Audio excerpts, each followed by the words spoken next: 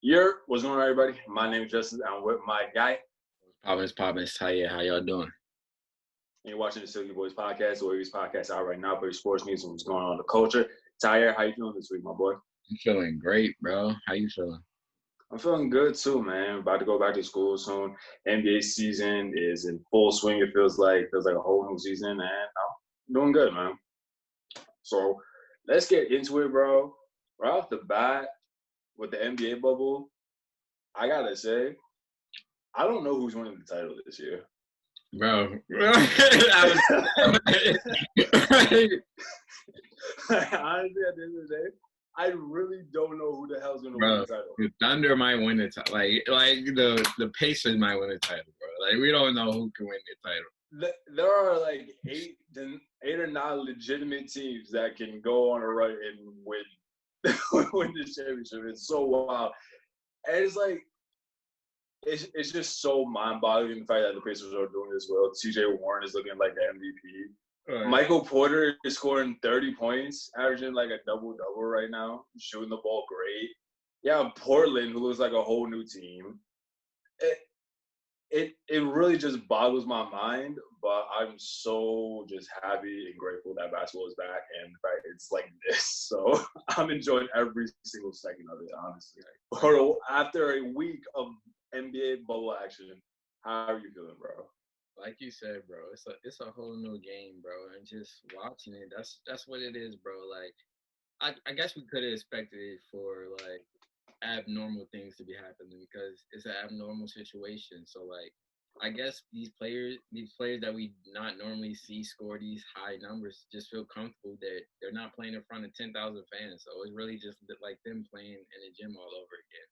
So I guess that's why we see guys like T.J. Warren dropping 50 points. We see Michael Porter Jr. going crazy, looking like Kevin Durant. Like we just see things that we didn't expect. And like you said, I honestly don't know who's gonna win the finals. One day I'm like, oh, the Lakers look real strong right now, and then flop. I'm like, yo, the Clippers look real strong, and then they lose to the Suns. And hell, the Suns look like the best team right now, and they're not even going to be in the playoffs. So, like, first thoughts on this whole bubble thing is, I don't know, bro.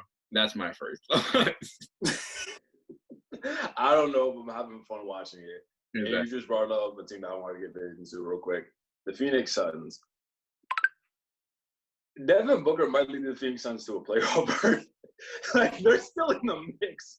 We weren't even talking about the Suns as a playoff team. In the beginning of the season, we thought they could potentially play for that AC. Midway through the season, we thought, no, there's no way they're making the playoffs. They're going to be in the lottery again.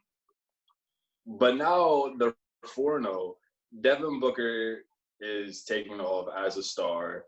DeAndre Ayton has been really good for them. Ricky Rubio has been playing well. Cameron Payne is somehow looking like 6th man of the year all of a sudden out of nowhere. He was just out the league.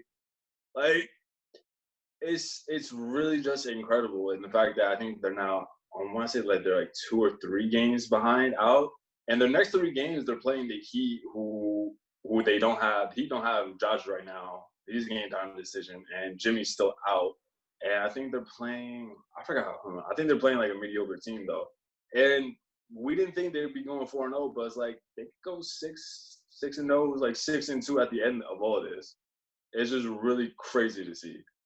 Yeah, honestly, it is, bro. Like, it's just weird because, like, when we thought about it, like, what is happening when James Harden looks like the defensive player of the year in the bubble right now? Like, what has the world come to where Mike D'Antoni's team is being known for its defense right now? Like, have you watched the past 2 Rockets games? They've been clamping. They play Giannis and then they play AD, and they clamp both of these dudes up, bro. Like, I don't know if it's a shift in the paradigm. I don't know if we're in the twilight zone, bro. Like you said, Cameron Payne is playing like he's Lou Will right now. I don't know what's going on. I really don't know what's going on. But like you said, like that Rockets team, like they're looking really good right now. And I remember watching that Portland game. Even though Portland won, James Harden had 5 fouls with 5 minutes left in the third quarter. Mm-hmm. That's a different game if he doesn't have 5 fouls. But and also with watching that with Portland, it seems like in a series against the Rockets, yeah, they'll win, but at the same time, They have two MVPs, like you said last podcast episode, and that was one thought I was watching as I was watching that game earlier this week to see if a Houston Portland series, how far does that go realistically? Yeah, I feel like it can go 5, 6, or 7, because I feel like it's the same dynamic that I feel like we've seen that series like 5 years in a row, just in different formats, whether it's Dame versus Russ in a playoff series or Dame knocking out the Rockets in a playoff series. I feel like that we've seen that a lot. And I feel like that would be a good, hard fought out battle. But like you said, I feel like the Trailblazers win that, bro. I just feel like when Dame is, in my eyes, he might be the clutchest player in the league right now. And I just feel like just him in these moments, that's why I picked them as like a team that could really upset the Lakers, because just when it gets to that time, he's just a different type of beast, bro. So I would have to go with the Trailblazers in that series. Nah, the Trailblazers look good too, man. I mean, there's just a lot of teams that look really good, that are playing really well, and it's none of the teams we expected. None of the teams we expected at all, and yet to perform at this level. And then for a team that we thought that would be in the mix for a second, let's go over to Philadelphia. Ben Simmons is now out and definitely with an injury. And if I'm a Sixers fan, you weren't winning the title like this year at all. Like, I don't think many people really picked them to even make it out the East. But now that you're essentially losing another year of Simmons out, we still don't even know what the timetable is when he's coming back. And you've committed to him long term. You gave Joel his extension a couple years back. That's going to be up soon. And you just signed Al Horford and Tobias Harris to these long extensions too last summer. I really wonder, okay, where are the Sixers going out from here? Because realistically, in this next 3-year window, I really don't see them even making it out the East. When you think about, okay, Boston's going to improve, Giannis is still going to be Giannis, and we think for the most part he's staying in Milwaukee. And Miami's really good too. And now this Pacers team all of a sudden out of nowhere is, can make some noise. And it's interesting. So I don't know what it is with Philly, man, but it's just, if I was a 76ers fan, I would not be happy. I'll just say that. Yeah, I feel you. I feel like we had the same discussion like last year, even before all this bubble stuff happened. And I was just like, yo, I just feel like those two guys are not the right two for that franchise to keep moving. Like, both of them have too many injury histories, and I feel like their games don't really complement each other. I feel like for Embiid to really blossom in his career, he would need a guy more like Devin Booker or Jason Tatum on the wing for him, rather than Ben Simmons. I feel like that will more like help him flourish in his game. A guy that can really score, so the defense is going to be up on them, so he can get more work in the paint, because Simmons is not drawing anybody out to the perimeter. So, like, it's just too clogged down there. So, like, they're really never going to work it out unless Simmons gets that shot going. And I don't feel like it's ever really going to get there. I feel like he's just going to be what he's going to be. He's going to be that all point guard type of dude. He's just going to run the offense. He's just really never going to be that scorer type of player. So, for that point, I just feel like the Sixers are going to have to just come to grips with that and just be like, yo, the process was fucked. And you just got to trade one of these guys away. And so you think that ultimately that's going to be Ben Simmons' role throughout his career? What is the most ideal setup for him if a team makes a decision like in the next 2 years to trade for him? They say, you know what, he's going to be our one, or if he's not going to be a one, he's going to be our two. What does that team look like? I feel like a perfect situation for Ben Simmons would be like a team like the Clippers, but I could see him in a role like Chris Paul, how Chris Paul has that offense moving. Like, it's a lot of wing guys, and then it's still the one guy running it. I feel like Ben Simmons just needed a team constructed around with just a bunch of shooters, just like how every team built around LeBron should have been. Just a bunch of shooters. You drive in and you kick it out. So I feel like he just needs a team with a lot of firepower on the outside. I don't know the exact team right now, but a team like that. But something similar to a Mike D'Antoni offense. Exactly, yeah. Something similar to that. Yeah. I don't know, man. And it sucks just because he's such a good talent, and he could literally take over the league at any point. And just to see him in the basketball situation that he is in right now, it's kind of sad. Exactly. It's unfortunate, but it is what it is. But man, like, just what are some like the craziest highlights you've seen? Just craziest things overall so far? That Dame game the other night against the Rockets, nutty, bro. Basically Dame, a lot of Dame I've been watching. He's been going nuts. Harden, I've been watching a lot of him. And Michael Porter Jr., bro. Those three, they've been having me hyped throughout the week. And Devin Booker, those four right there, they've been killing the bubble right now for me. What about you? For me, Harden too. Harden, Dame, I'd say for me, and also Luka too. Even though the Mavs are struggling right now, just seeing Luka just play like it's a game 7, dropping 30, 20s, and 10s. It's I just love seeing that dude play, and just see what he's doing right now, taking over. He's starting like he already put people on notice already, but now he's just furthering that conversation even more, or just about literally how good he is, and this how he should have been the number 1 pick. DeAndre is coming into his own right now, but everybody knows at the end of the day that draft class is the best player. I still don't know how the Suns fumbled that, bro. Like, you had his coach. Like, the coach of the Suns literally was Luka's coach, bro. Like, it was no way y'all could have fumbled that, bro. I don't understand. And it's not like the fact like you can't even justify like, oh, we already had Devin, we want to build a team around Devin. Okay, he can play with Devin Booker. Exactly. Like, you literally had a dude from overseas who would have been able to coach him off rip from the jump. Like, I don't see how they fumbled that, bro. Like, I don't know. I mean, for them, they might not see it as all just because they are contending for a playoff spot right now, and all of a sudden, it seems like this young core of Suns is finally coming together on their own. So it's going to be interesting to see what they do next year following this 4-0 run in the bubble. But 10 years from now, you're going to want Luka on your team. Because you bring Luka Doncic onto your team with Devin Booker, you're automatically in that conversation of teams that can go on a run and potentially contend for the title. That could have been one of the most deadly offensive ever, bro. Like, they fumbled that, bro. They could have been averaging somewhere around 110, 120 at night. Yes, bro. Easily, bro. Easily. That's just 2 all point scores on the wing right there, bro. Fluid scores. Fluid, real, get their own shot type of scores, bro. It's all you need, man. All you need. But I got to ask you this question real quick, though. How you feel about Jason Tatum and the Celtics, man?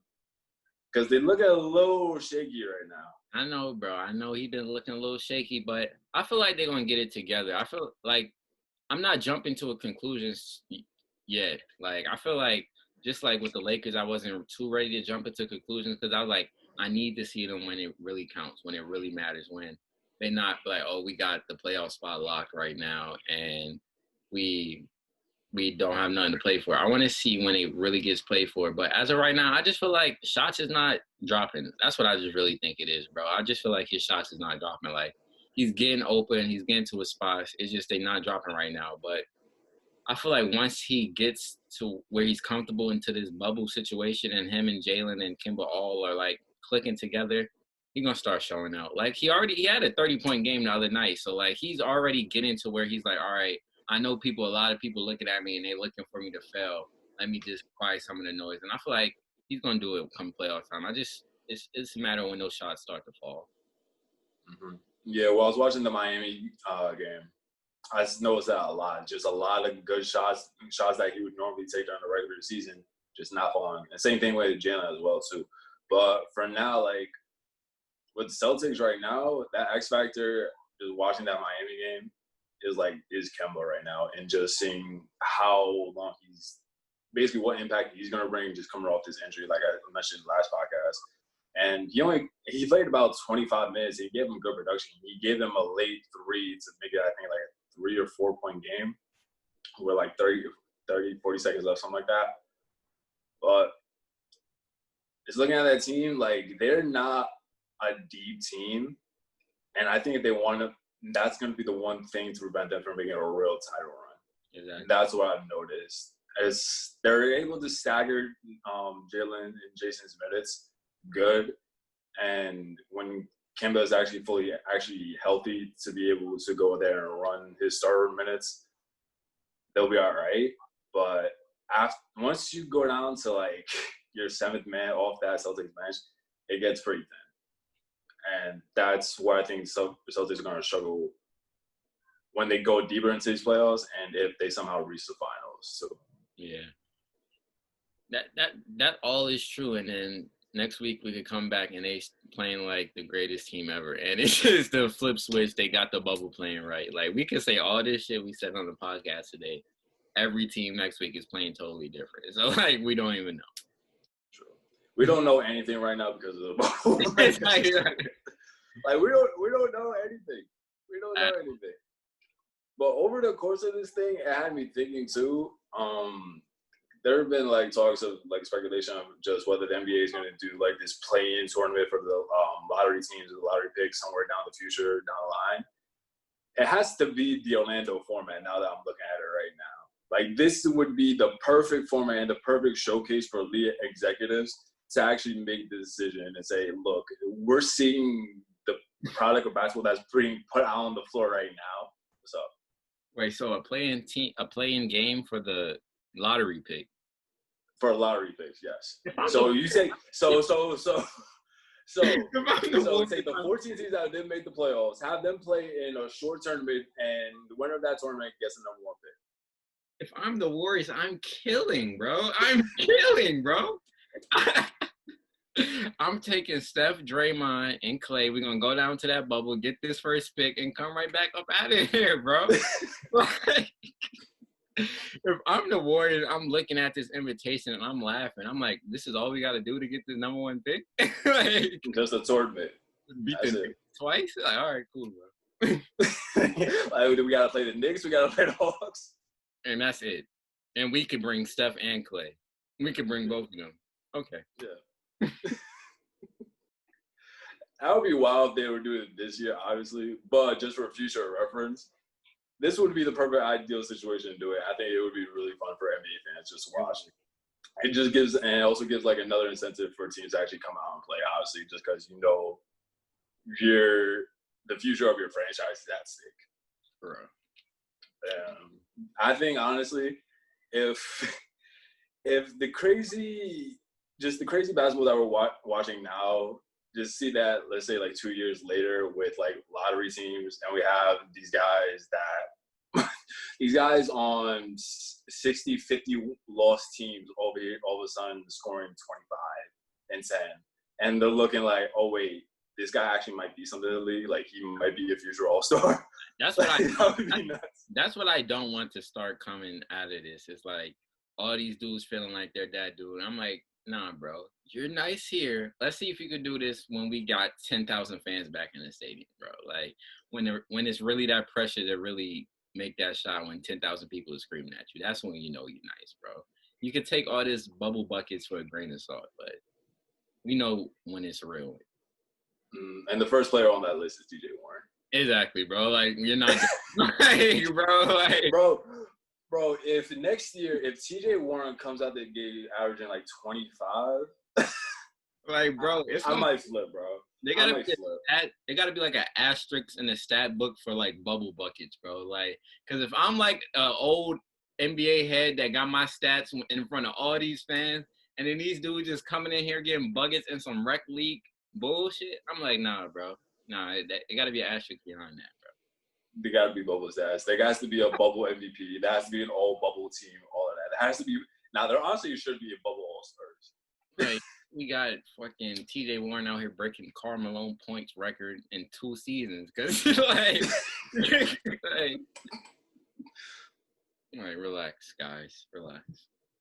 Nah, man, NBA is just fun, man. I'm just having so much fun watching it. It's just a joy. Just the rawness, just to hear what everybody's saying, like it's just fun, bro. One thing I don't like is all these texts these refs is handing out now, since you could hear everything they're saying now, bro. I'm like, refs, please relax, bro. Please relax. Like, we need this emotion. Like, We don't got fans here. We need that. We need that trash talking, bro. Like that's the real feel of this. Mm-hmm. That's what's gonna end up.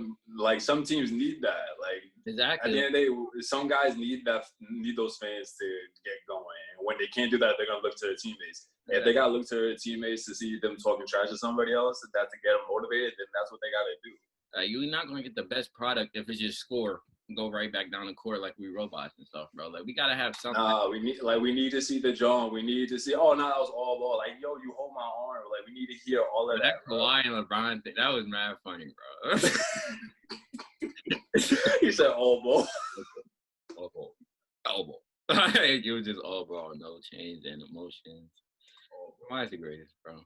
Quite great. Yo, you see the hand five, the freaking high five you tried to give? Yeah, it was the best. I know they're having fun in this. Like, I just want to see. I wonder what it feels like when like LeBron and Kawhi see each other on like an off day, bro. Like, I wonder like what do they do, bro? Like, when they just walk past each other in the bubble on like an off day, bro. Like, nah, bro. If I'm LeBron, I'm walking back. I'm not even acknowledging. I'm not even looking at him, bro. I'm acting like he's not there, because I already know that's what Kawhi's gonna do. Kawhi's doing the same thing, bro. Just walking. Exactly. He's just gonna be walking to his hotel room. The same thing. Because if LeBron tried to acknowledge him, Kawhi was gonna walk past like LeBron was a regular dude, bro. Like he's not exactly. Like he's gonna do all right, like the Kobe thing. All right, all right, cool.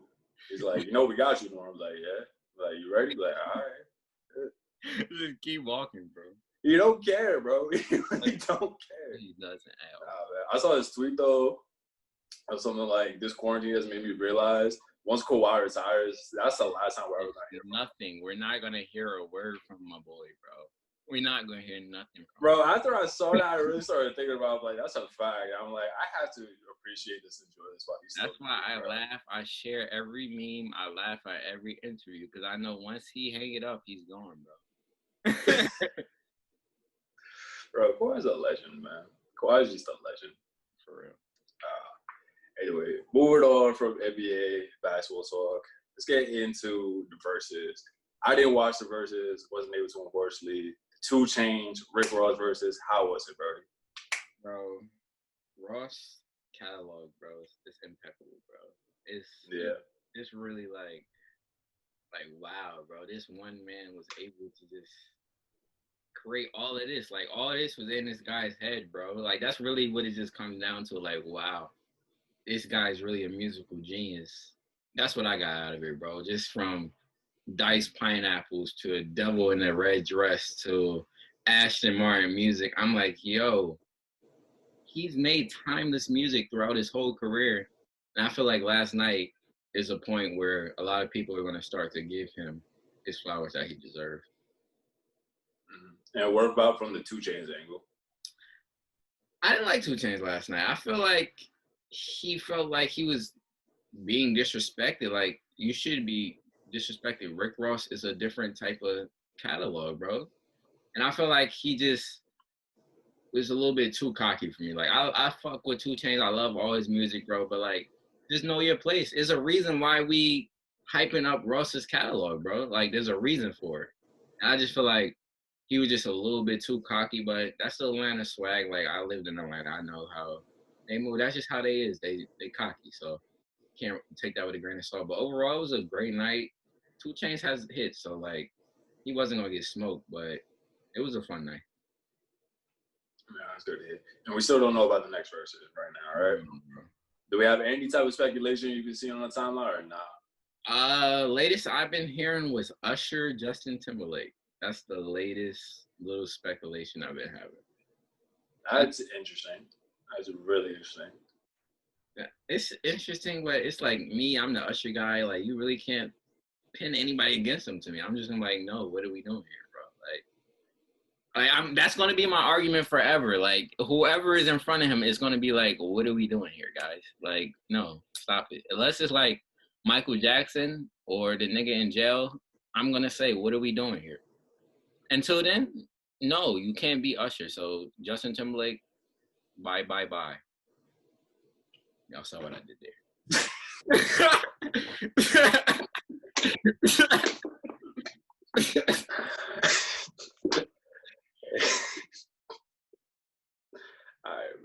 bro, since we in music, bro, and since there was a new release last night, bro, What's up? I got a strong point that I want to make, bro. Cardi B is the Steph Curry of female rap, bro. Let me tell you why. For years and years and years, LeBron James dominated the league, bro. It was nobody else that really people said was the best player. Like, nobody definitely ever came out and was like, yo, they're the best player in the league. Kevin Durant had his years, but it was never a player to definitely take that spot until this little light-skinned guy wearing number 30 in Oakland. He changed the game. He made the NBA play his way, and years later, three championships later, 2 MVPs later, we know the story. But piggyback to what I'm saying with Cardi, Nicki Minaj ran music for years. There was nobody ever talked about, no female rapper. Yeah, Iggy had maybe a hot summer. We don't know. But it wasn't really anything until Cardi, this stripper, who's an unorthodox player. She doesn't play the game like everybody else, just like Steph. She's gonna tell you she doesn't write her raps. She's gonna tell you she's a stripper. She's gonna tell you her butt's fake. She's gonna tell you her boobs are fake. But guess what? You can't say anything about it because she's already said it, and everybody's gonna love her. Steph, he's gonna say, "Yo, I shoot. We know my game." But you can't do anything about it because it's winning games. The Warriors won 73 games. He made 400 threes in a season. You can't speak nothing if you see what's happening. So Cardi does something that nobody's ever done in music. She got a #1 song by herself. A female rap artist has never done that. Steph Curry got a unanimous MVP. Somebody in NBA has never done that. So you see where I'm going here with this, bro. After this, Steph Curry opened the NBA for players who may have never got that shine before. Now, after Steph Curry works into the league, we get players like Damian Lillard. We get players like Trae Young. We get a whole spawn of this lineage that Steph laid out for us. Now, Cardi ripped through the gates. #1 single, Bodak Yellow. Grammys. She's the first female rapper to win a Grammy. Unheard of. She opens the lanes for people like the City Girls. Now we have more rap artists that we didn't have back then. We get Meg Thee Stallion. Cardi B was the gateway for female rap that we needed. She's the Steph Curry of hip hop. That's my case. I can't argue against it. Like, realistically speaking, I can't argue against it because everything that you said makes sense. Like, she opened up the female rap game as we see now. Like, it's clear as day. Before Cardi, it was no other female rappers that we could point to. It was Nicki and that's else. After Cardi, it's a slew of rappers, slew of dolls, slew of anybody. You got to give Cardi her credit, bro. And I feel like after hearing that song last night and seeing that video, I'm like, yo, Cardi B needs her flowers for what she done to the female rap game. I feel like nobody's going to do it because it's Cardi B, but I feel like somebody got to step up and say it. And she really need that credit. Whether you like her or not, she changed female rap forever. So, with all that being said, now that she's established herself as a Steph Curry of female rappers, let's see where now. I'm curious to see now the next 3 years of music, what's it's going to look like. Because we saw in NBA what this Curry effect was back in 2014, 2015. And 5 years later, where we are, where we have teams like Houston Rockets shooting over like 40, 50 threes a game.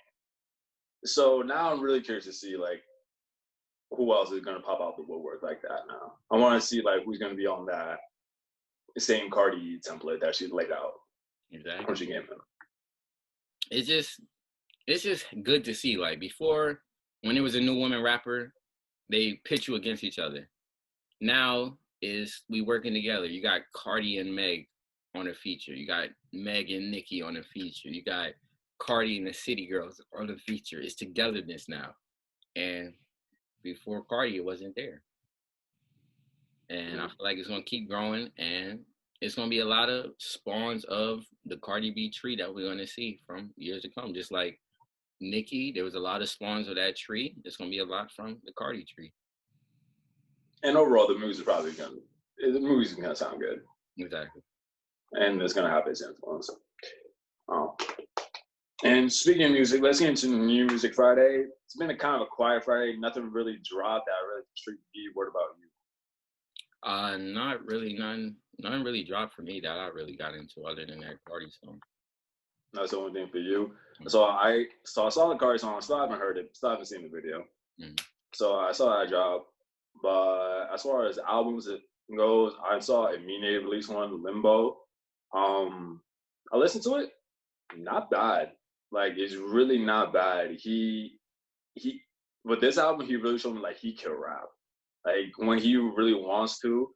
Like the first song Burden and the last song Super My Reality and even Becky, he shows like he can like really rap and also put together a song really well too, I think at the same time. And if you're just looking for something a little bit different, a little bit alternative hip hop, kind of like a new school sound, like definitely worth checking out. I mean, Limbo. I'm definitely gonna be listening to it a couple more times too. Like, it's good. It's good. I'm gonna listen to it. I would definitely like. I mean, I like that like alternative rap type of vibe, and I'm gonna. Yeah, he has a cool flow in his wordplay too. Like his wordplay specifically on this album, I've noticed it's really good.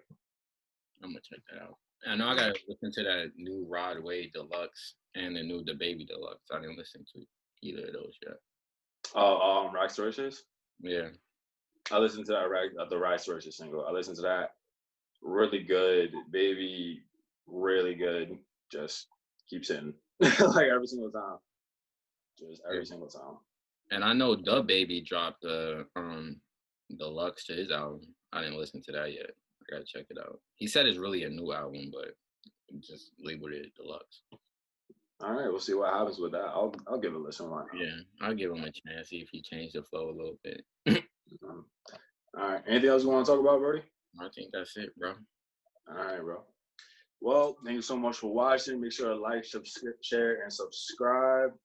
Don't take all that much, and we just appreciate again all the love and support that we've been getting. And we'll see you on the next one. Peace.